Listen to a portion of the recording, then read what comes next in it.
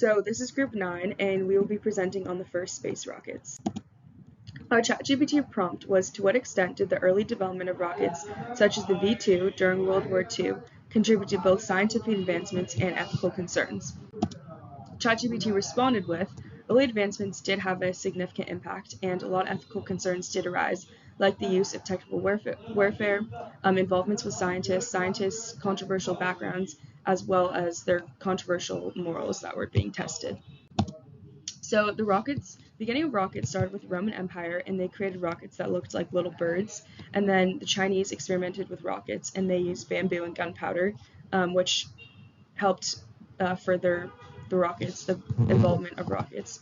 And then liquid rockets evolved, and then Obert published a book about rockets, and this helped spread the knowledge of rockets throughout the rest of the world, and then more countries started using rockets.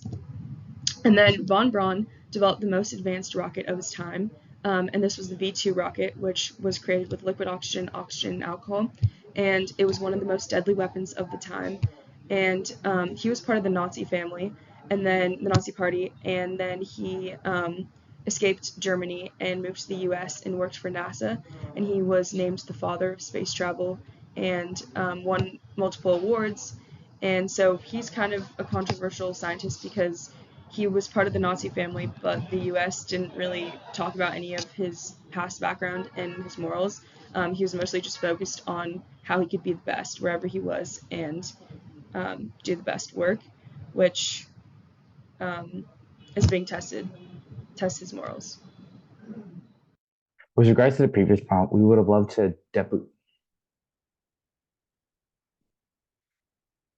With regard to the previous prompt, we wanted to dive a little deeper into the ethical considerations. So we came up with this prompt: explain the ethical implications of the above prompt in terms of utilitarianism and deontology using pros and cons for both. For utilitarianism, the pros are just focus on overall happiness and flexibility. Basically, whatever happens, as long as the ends justify the means, utilitarianism will go for it. So whether that's through forced labor, a risk of using these weapons for destruction and war, as long as the overall benefit outweighs that, utilitarian would be for it. Unfortunately, the risk is that a sacrifice minority, whether it's in wartime efforts, labor, and also difficulty in quantifying happiness. Because you can't make a moral judgment based purely on happiness because it's hard to judge. It's such a subjective thing. When it goes to deontology, it places an emphasis on inherent morality and respect for human rights. Basically, it's the means has to justify the ends. So if a deontologist would condemn acts of violence, these technologies for acts of violence, as well as the use of forced labor, as it violates human rights. And rigidity and conflict duties go against. For example, deontologists might be too rigid, or their duties might coincide, so it would inhibit progression using these technologies. Thank you. What was the primary motivation behind the development of rockets and the broader space race? Was it the pursuit of national superiority and territorial claims, or was it a genuine drive to expand our understanding of space? The geopolitical rivalry between the United States and the Soviet Union during the Cold War catalyzed space advancements. Was it really about asserting dominance and military prowess, or was it genuine scientific pursuit? This battleground was not only a mental, physical, but also a scientific battleground which showcased technological superiority and staking territorial claims in space. These advancements resulted in further space exploration, but the assertion that geopolitics initiated remained at large. Was the space race primarily driven by nationalistic agendas, or was it rooted in genuine scientific exploration? Debates such as these persist among historians, policymakers, and space enthusiasts to this day. Here's our response. The origins of the space race are tied to the Cold War, which was between the Soviet Union and the United States. It's evident that nationalistic tendencies and the pursuit of geopolitical dominance was probably the most significant role. But the fervent desire to outdo each other prompted unparalleled investments in scientific research, engineering, and technology. This led to rocket propulsion systems being developed, satellite technology, and human spaceflight capabilities enhanced. There's some ethical concerns, though. Do we prioritize national prestige over global cooperation for the betterment of humanity? And do we The ethical debate lies in balancing the competitive drive that fuels progress with ethical responsibility to ensure that these advances benefit humanity as a whole and not just serve national interests. What was the Americans' perspective on the development of the first rockets and the space race, and how did it affect American society overall? ChatGPT response says the development of sockets and the space race had a profound impact on American society. There was a mix of awe and fear from the general public, with the launch of Sputnik 1 from the Soviet Union in 1957, which ignited a sense of urgency in the US. Fearing the technological inferiority, the government prioritized STEM education to compete globally. There's a symbol of national pride after success, and it spurred technological advancements like computer science, telecommunications, GPS, etc., and it inspired generations, encouraging STEM careers and exploration. Our response is that the space race impacted American society by producing rapid improvements to science and technology. Technological advancements that benefit society like satellites, computer science, telecommunications, and GPS, and it also enhanced our understanding of sciences. STEM education was given more fundings and focus in schools. Politically, the Cold War fueled rivalry and paranoia of communism, and with the US winning, it gave a sense of national pride and security. So next we're going to be talking about the Soviet Union's perspective on the development of the first space rockets and the space race, and then how did it affect Soviet society.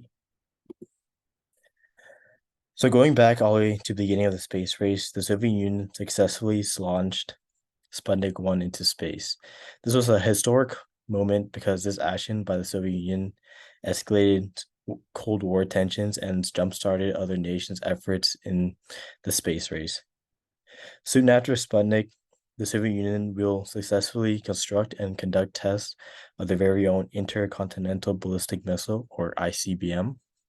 The United States will soon follow after.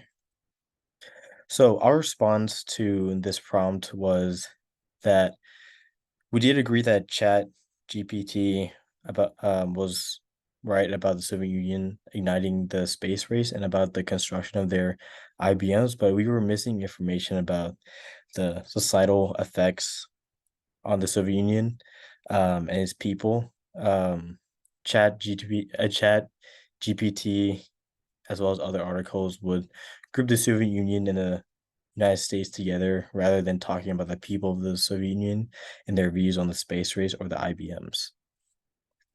And on this slide, we provided examples and pictures of Soviet and American ICBMs.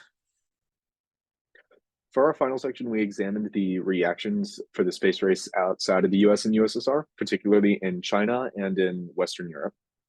ChatGPT's response for China does okay. It talks about the mix of fascination and ideological enthusiasm, which is good. The Cold War and the space race were very linked together in China. It does acknowledge that there was political change going on in China, but interestingly, it doesn't really go into exactly what that was. And it also describes the 1960s as the PRC's early years. It does, however, go into the Chinese developing their own space program out of this, eventually leading to their first satellite launch in 1970. For Western Europe, it does better. ChatGPT talks about how people had admiration for both the US and the Soviet advancements in space, but also the concern that people had over the militarization of space by both of these sides. Our response focuses more on the political conditions, especially in China. The first of these being the Sino-Soviet split, which was a ideological and political breakdown in the relations between the Soviet Union and China. And as a result of this, Chinese state media was a lot less eager to portray the Soviet Union's space advancements as praising the Soviet Union. They preferred to show it more as a victory of the socialist system as a whole. Now, regardless of this, the complete social upheaval of the Chinese Cultural Revolution shifted a lot of people's attention away from the space race. In Western Europe, we agreed with ChatGPT more, though. Space militarization was a big concern, as well as the space race potentially sparking a conflict in itself. And this is a much heightened fear when you remember that Western Europe is right on the borders with the Soviet Union and the Warsaw Pact state. So this was a constant stress for a lot of people in Europe. In the 1960s in Europe were also a time of serious change, but people did have concern. People did have interest in the space race, both out of the fascination of what was going on and also out of concern and stake that people had in this of potentially what would happen if it went wrong.